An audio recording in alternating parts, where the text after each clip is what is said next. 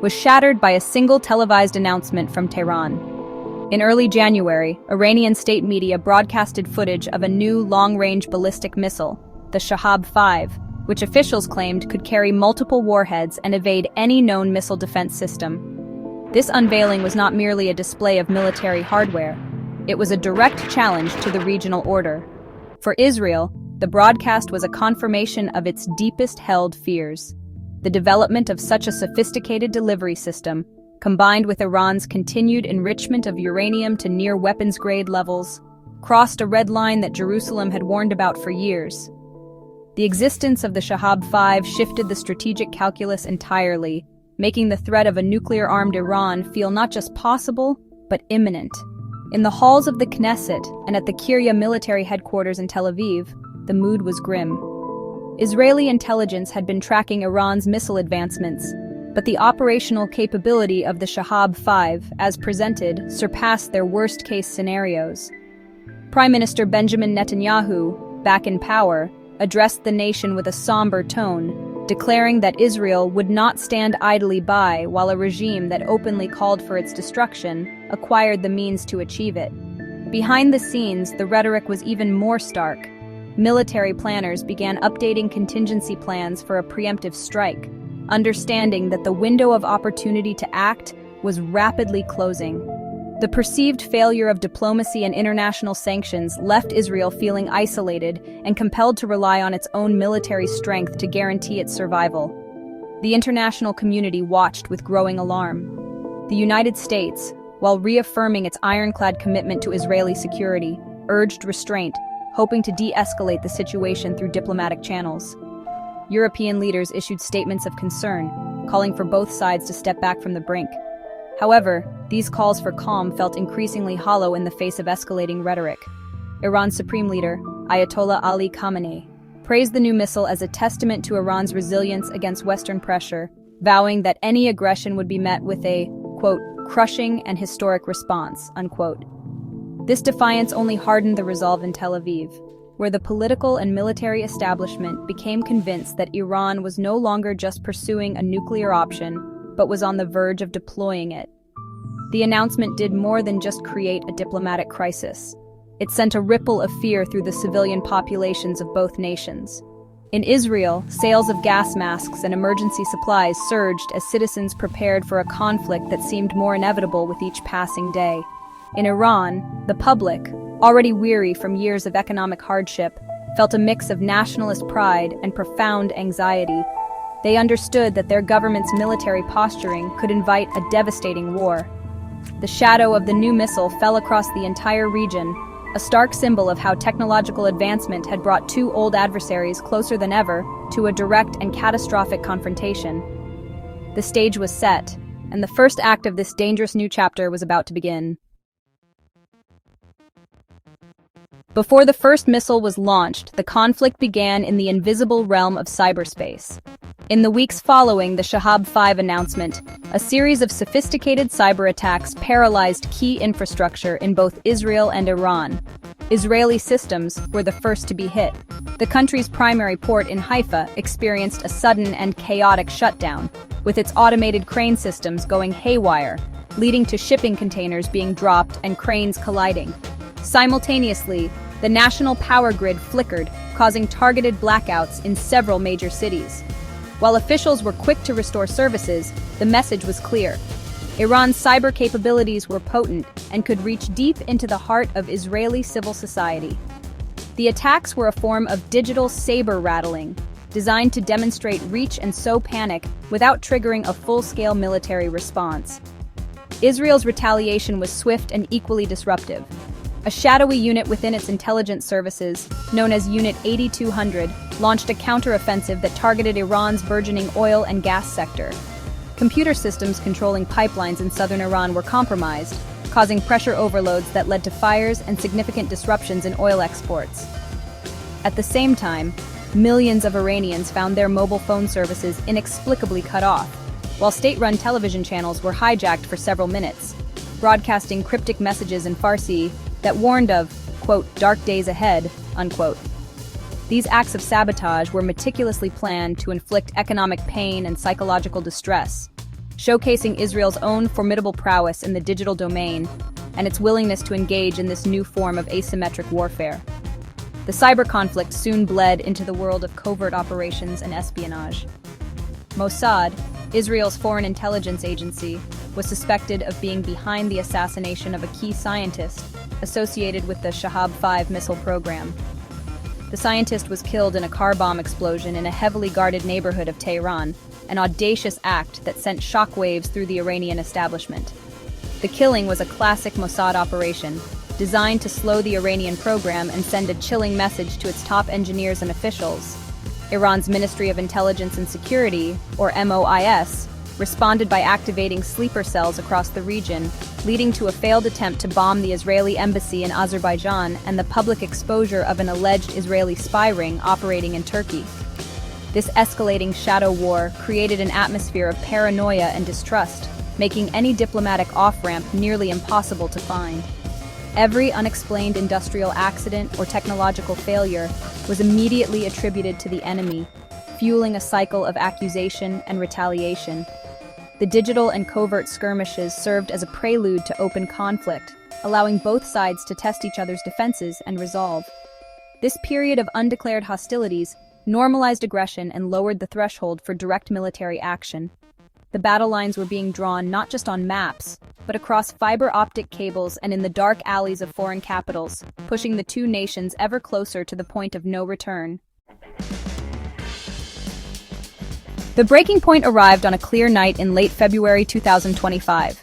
After weeks of tense deliberation and reviewing intelligence that suggested Iran was preparing to move nuclear material to a new, heavily fortified underground facility, Israel's war cabinet gave the final authorization for Operation Damocles.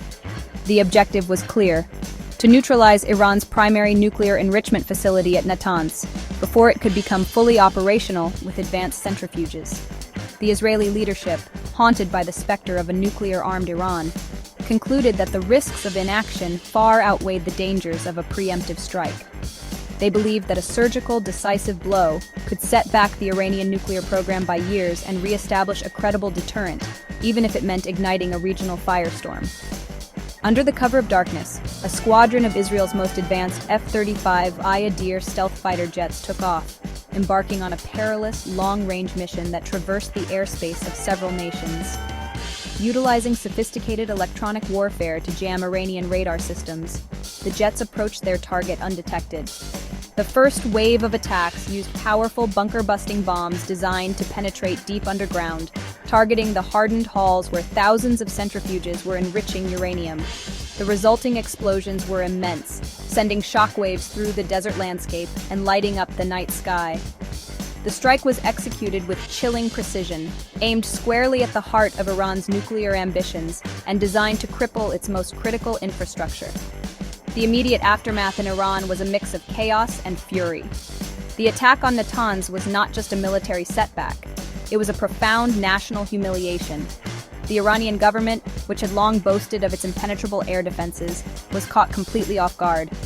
State media initially reported an, quote, industrial accident, unquote, but quickly changed its tune as the scale of the destruction became undeniable. Supreme Leader Khamenei convened an emergency session of the Supreme National Security Council, where the calls for vengeance were overwhelming. The Israeli strike had shattered any remaining hope for a diplomatic solution and unified hardliners and moderates alike in their demand for a swift and forceful response against the, quote, Zionist entity, unquote. For Israel, the moments after the strike were filled with tense anticipation. The nation was placed on its highest state of alert, with the Iron Dome, David's Sling, and Arrow missile defense systems fully activated. Citizens were instructed to remain close to bomb shelters, and schools were closed indefinitely. While the military planners celebrated the tactical success of the mission, the political leadership understood that they had crossed the Rubicon. The strike on Natanz was a declaration of war, and the question was not if Iran would retaliate, but how, when, and where. The preemptive gambit had been made, and now the entire Middle East held its breath, waiting for the inevitable and violent repercussions of Israel's fateful decision. Iran's response came with terrifying speed. Within hours of the attack on Natanz, the Aerospace Force of the Islamic Revolutionary Guard Corps unleashed a massive barrage of ballistic missiles aimed at strategic targets across Israel. The skies over Tel Aviv and Haifa lit up as Israel's multi-layered air defense systems roared to life, intercepting the vast majority of the incoming projectiles. But honestly, the sheer volume of the assault was overwhelming. Several missiles slipped through the defensive shield, striking a military base in the Negev desert and, tragically, a residential apartment complex in the coastal city of Ashdod. The attack caused the first significant civilian casualties of the war, bringing the conflict directly into the homes of ordinary Israelis and shattering the nation's sense of security. The initial missile exchange was only the opening salvo in a rapidly widening war. Iran activated its network of proxy forces across the region, turning the conflict into a multi-front struggle. In Lebanon, Hezbollah launched a coordinated rocket attack on northern Israel, forcing hundreds of thousands of residents into shelters and turning quiet border towns into ghost towns. From Syria, Iranian-backed militias began shelling Israeli positions in the Golan Heights, attempting to open a new front and stretch Israeli military resources thin. Israel responded with overwhelming air power, striking not only the launch sites, but also IRGC command centers and weapons depots deep inside both Lebanon and Syria, turning Syrian territory into a key battleground between the two adversaries. The war at sea also intensified. Iran's naval forces and the IRGC Navy attempted to impose a blockade on the Strait of Hormuz, a vital artery for global oil supplies. They used swarms of fast attack craft, sea mines, and anti-ship missiles to harass international shipping, targeting vessels they claimed were heading to or from Israel. Several oil tankers were damaged in these attacks, sending global energy prices soaring and prompting an immediate international response. The United States and its allies deployed naval task forces to the Persian Gulf to ensure the freedom of navigation, leading to tense standoffs and several direct clashes between American and Iranian warships in the crowded and strategic waterway. The conflict on the ground in Syria became particularly brutal. Israeli special forces conducted clandestine raids against Iranian military advisors and key logistical hubs, while Iran and its proxies employed guerrilla tactics, ambushes, and improvised explosive devices. The Syrian government, already weakened by years of civil war, had little control over the foreign forces fighting on its soil. Its territory became a free-for-all, where Iranian, Israeli, and eventually other international forces clashed, inflicting further suffering on a Syrian population that had already endured more than a decade of unrelenting violence. The initial bilateral conflict had metastasized, drawing in neighboring countries and transforming the entire Levant into a theater of war. As the conflict between Israel and Iran spiraled out of control, the world's major powers were inevitably drawn into the fray, transforming the regional war into a global geopolitical chess match. The United States, fulfilling its long-standing security commitments, immediately began an airlift of advanced munitions and intelligence support to Israel. While stopping short of committing its own troops to direct combat against Iran, Washington provided a crucial defensive shield, with American naval assets in the Mediterranean helping to intercept a portion of the missiles launched toward Israel. President Trump's administration framed its support as purely defensive, but to Tehran and its allies, it was a clear sign that America had chosen a side, further cementing the American role as Iran's primary adversary. On the other side of the divide, Russia and China adopted a more calculated and pro-Iranian stance. Moscow, seeing an opportunity to challenge American influence in the Middle East, provided Iran with advanced anti-aircraft systems and critical satellite intelligence, helping Tehran better track Israeli military movements. China, heavily dependent on Iranian oil and with significant investments in the region through its Belt and Road Initiative, publicly called for a ceasefire while quietly providing financial support and non-lethal military aid to Iran. This support from Moscow and Beijing emboldened Tehran, ensuring it had the resources to sustain a prolonged conflict and counter the immense technological advantage held by Israel and its Western backers. The involvement of global powers amplified the fighting in proxy battlegrounds like Syria and Yemen. Syria, in particular, became a microcosm of the larger conflict. Israeli jets, backed by American intelligence, continued to pound Iranian and Hezbollah targets, while Russian air defense systems tried to protect those same assets. This created a dangerously crowded and volatile airspace where miscalculation could lead to a direct confrontation between nuclear-armed states.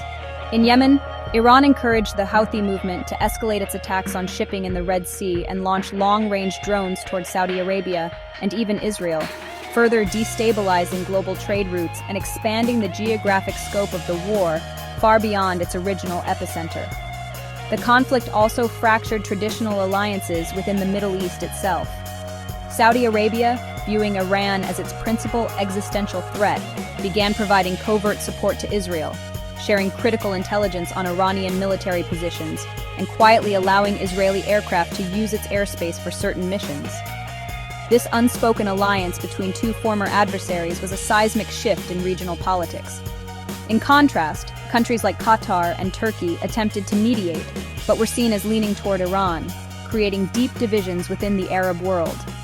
Nations like Egypt and Jordan, caught in the middle, were overwhelmed by a new wave of refugees fleeing the fighting in Syria and Lebanon, creating a humanitarian crisis that threatened their own stability.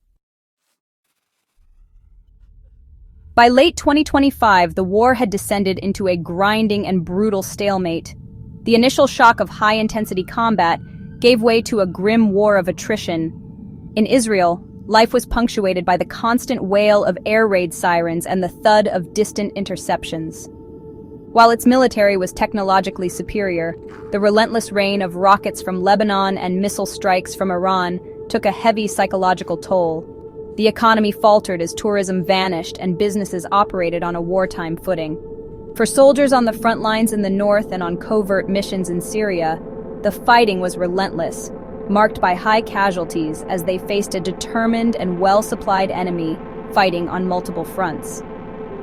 The initial confidence in a quick, decisive victory had evaporated, replaced by the grim reality of a long, bloody struggle. The suffering in Iran was even more profound. Israeli airstrikes, though aimed at military and nuclear targets, inevitably caused collateral damage, hitting civilian infrastructure, including power plants and transportation networks. The anemic Iranian economy, already crippled by sanctions, completely collapsed under the strain of the war. Shortages of food, medicine, and fuel became commonplace in major cities, leading to widespread misery and growing dissent against the regime. For Iranian soldiers, many of whom were young conscripts, the war was a meat grinder. They were fighting a technologically advanced foe with outdated equipment, and their losses were staggering. The patriotic fervor of the war's early days soured into despair as casualty lists grew longer and victory seemed nowhere in sight. Amid the carnage, international efforts for peace sputtered along with little success. China, seeing its economic interests threatened by the instability, stepped forward to position itself as a neutral peacemaker. Beijing hosted several rounds of talks between Iranian and Israeli envoys in neutral locations, but the negotiations repeatedly broke down. Both sides were too deeply entrenched in their positions, with Israel demanding the complete dismantlement of Iran's nuclear and missile programs, and Iran insisting on the lifting of all sanctions and security guarantees against future attacks.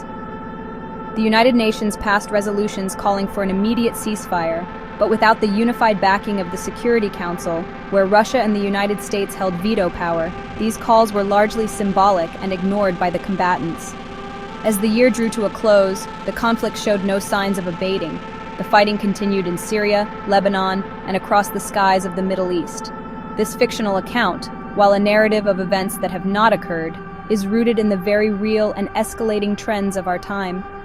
The shadow of the crescent still looms large over the region, and the path forward remains shrouded in uncertainty. The world watches, hoping for a breakthrough that could bring peace, but fearing that the cycle of violence has gained a momentum of its own. The future of the Middle East hangs precariously in the balance, a stark reminder that the seeds of today's tensions could blossom into tomorrow's devastating wars.